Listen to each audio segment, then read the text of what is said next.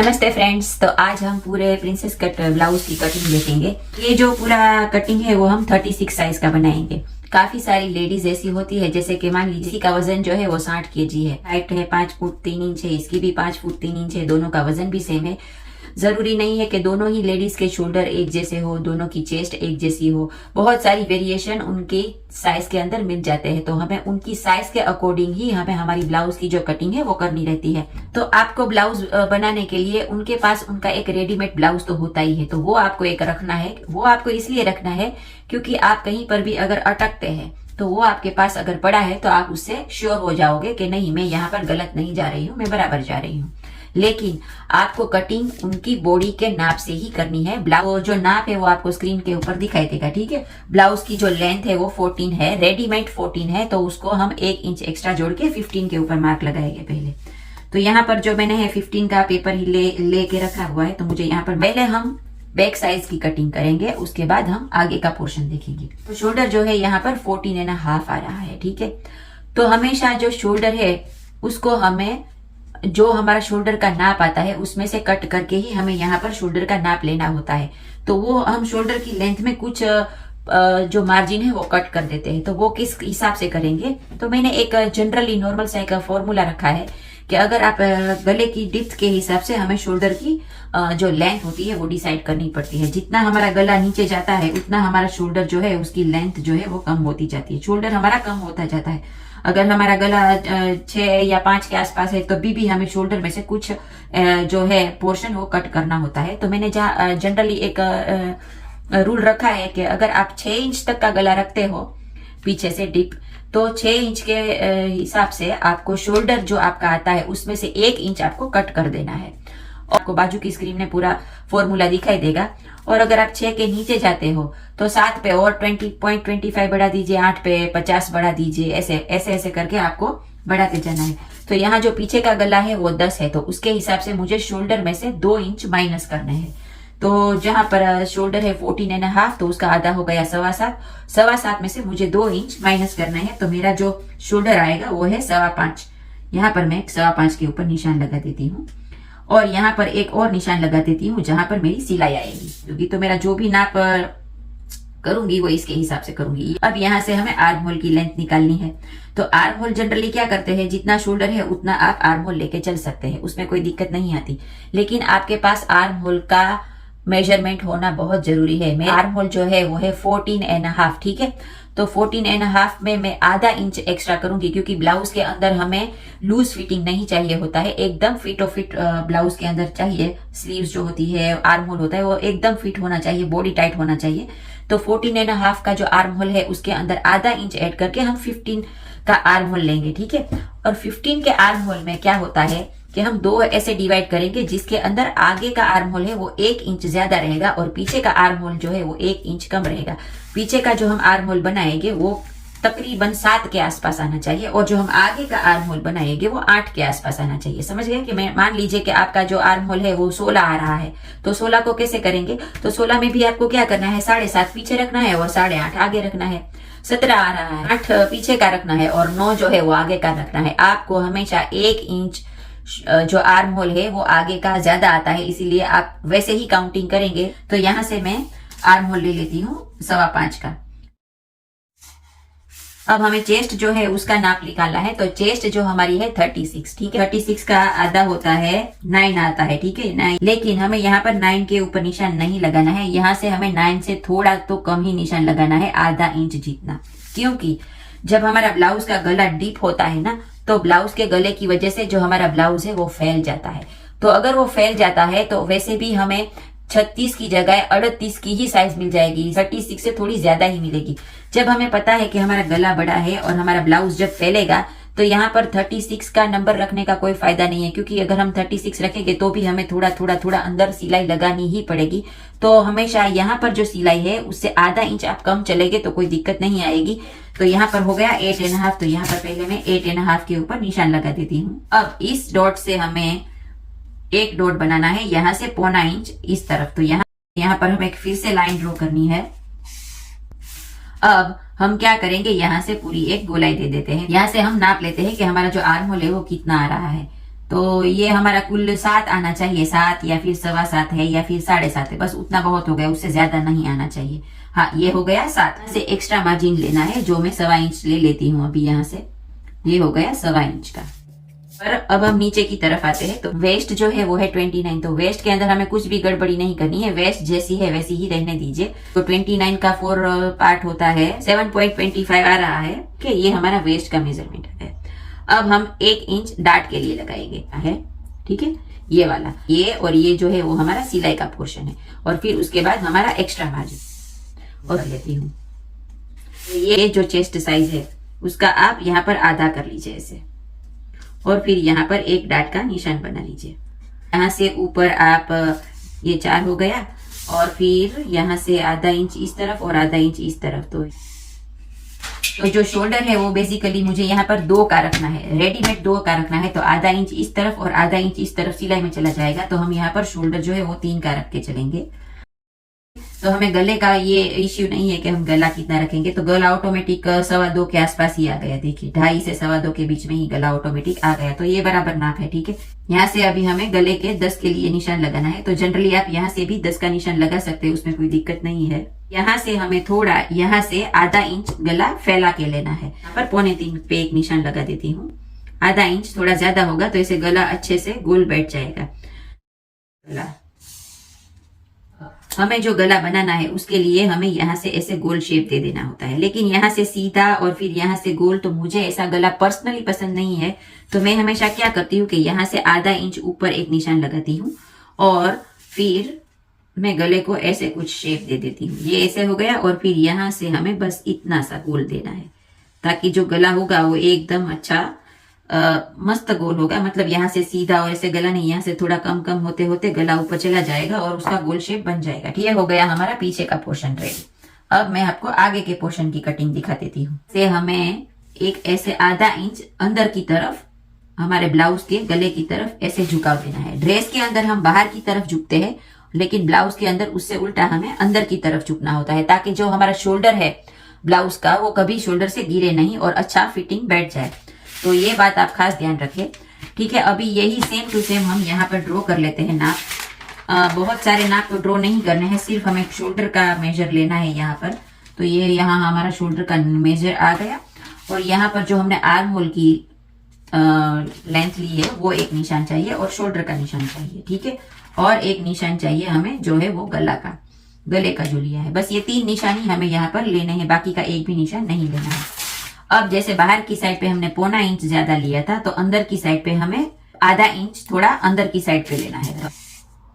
यहाँ से आप पहले एक 1.25 इंच के ऊपर निशान लगा दीजिए यहाँ पर, और फिर उसके बाद यहाँ पर एक आर्म होल का ऐसे गोल शेप दे दीजिए। इसमें ज्यादा कुछ झंझट वाला काम नहीं है, नॉर्मली ऐसे ही करना है। यहाँ पर आपको ये ध्यान रखना है कि यहाँ पर आपको ऊपर से लाइन नहीं ड्रॉ करनी है, इसके साथ ही लाइन ड्रॉ करनी है, ठीक है। जैसे कि यहाँ पर हमने ऐसा नहीं किया है। यहाँ पर हमने कैसा बनाया है, यहाँ जो हमारा पॉइंट आ रहा है हमने वहीं से ही गोल शेप देना शुरू कर दिया है, क्योंकि पीछे का जो होता है हमारा पोर्शन, तो वो यहाँ से ही सीधा चालू हो जाता है ऐसे, ठीक है। लेकिन आगे ऐसा नहीं होता, हम यहाँ से ही सीधा कोना बना लेते हैं। आगे ऐसा नहीं होता, आगे हमें सीधा जाना है और फिर बाद में ही कोना बनाना है। ये बात आप याद रखें। हमारा हो गया आर्म होल। आर्म होल अभी अधूरा है, पूरा नहीं हुआ है। पहले उसके हम ब्लाउज की जो है वो लेंथ निकाल देते हैं, क्योंकि उसके बाद ही मैं आपको सब अच्छे से बता पाऊंगी करके। हम 15 बैक का लिया था, ठीक है। अब यहाँ पर मैं 1.5 इंच जितना एक्स्ट्रा आगे का पोर्शन ले रही हूँ। 1.5 यहाँ से जो डार्ट का निशान आएगा, जो एपेक्स पॉइंट है वो सबका अलग अलग होता है। किसी का 10 होता है, किसी का 10.5 होता है। मेरे यहाँ पर 10 आ रहा है और ऊपर आधा इंच सिलाई में जाएगा, तो मैं 10.5 के ऊपर यहाँ से एक एपेक्स पॉइंट के ऊपर निशान लगा देती हूँ पहले।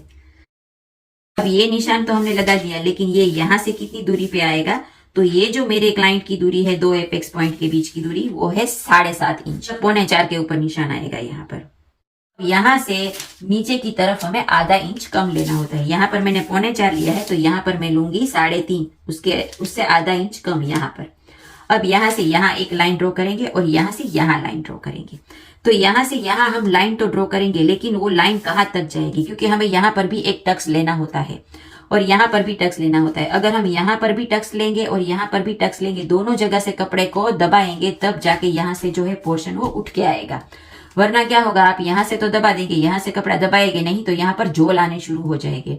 तो यहाँ पर झोल नहीं आने चाहिए और प्लस फिटिंग भी नहीं बैठेगी। तो यहाँ पर हम कितना इंच मार्जिन लेके कपड़ा दबाएंगे और यहाँ पर कितना इंच मार्जिन लेके कपड़ा दबाएंगे, वो सब हमारी चेस्ट और वेस्ट के हिसाब से होता है। तो यहाँ पर जो मेरी क्लाइंट की चेस्ट है वो है 36 और उसकी वेस्ट जो है वो है 29, मतलब उनकी वेस्ट और चेस्ट के बीच में 7 इंच का डिफरेंस है। ठीक है, तो उनकी चेस्ट जो है वो थोड़ी हैवी साइज है और वेस्ट जो है वो नॉर्मल साइज है। तो ये 7 इंच का जो डिफरेंस आता है उसका आधा होता है 3.5। तो हमें यहाँ पर 3.5 का टक्स जो है वो लगाना होता है। तो यहाँ पर मैं एक 3.5 पे निशान लगा देती हूँ। 3.5 का जो आधा होता है वो यहाँ पर 1.25 का होता है। तो 1.25 यहाँ पर लेंगे और 3.5 यहाँ पे लेंगे। मान लीजिए कि आपकी चेस्ट और वेस्ट का जो डिफरेंस आता है वो कुछ 4 इंच का आता है, तब उस कंडीशन में आप यहाँ पर 2 इंच का टक्स ले और अगर उससे ज्यादा आता है तो 2.5 इंच। ऐसे ये वराई करता है आपका वेस्ट और चेस्ट का जो डिफरेंस आता है उसके ऊपर ही आप चले गए तो आपको कभी भी गड़बड़ी नहीं होगी प्रिंसेस कट ब्लाउज में कि यहाँ हम 3 ले, 4 ले, 2 ले, कितना ले, कभी भी पता नहीं चलता।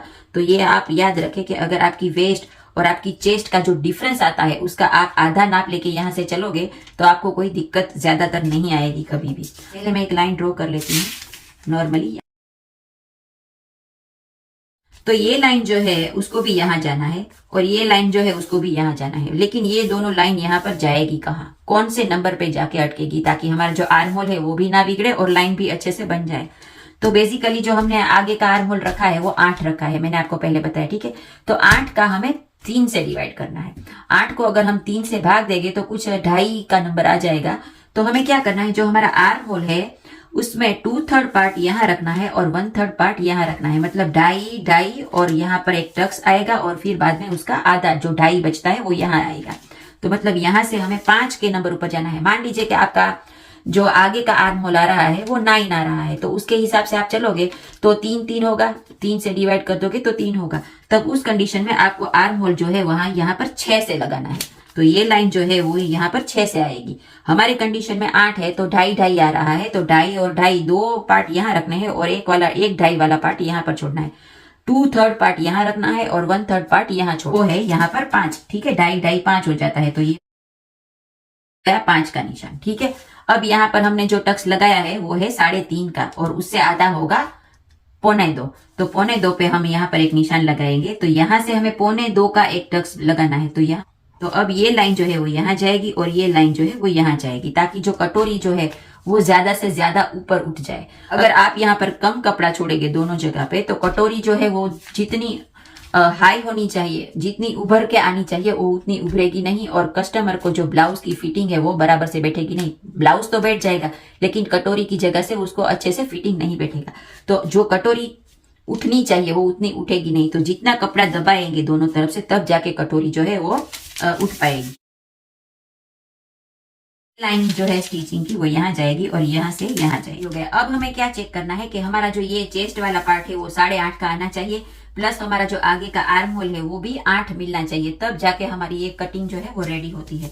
तो हम नाप लेते हैं कि हमारा इतना पोर्शन तो कट हो जाएगा। तो अब यहाँ पर हम नाप लेंगे तो कितना आ रहा है, ये 5.5 आ रहा है, मतलब 8.5 के अंदर और हमें 3.5 की जरूरत और हमें 3 इंच की जरूरत लगेगी, तब जाके हमारा जो आगे का पोर्शन है वो कंप्लीट होगा। तो यहाँ पर हमने 5.5 लिया और 3, यहाँ से जो 3 नंबर आएगा वो हमारा यहाँ पर आ जा रहा है। तो अब यहाँ से भी हमारा आर्म होल जो है वो 8 बन के रेडी हो जाएगा।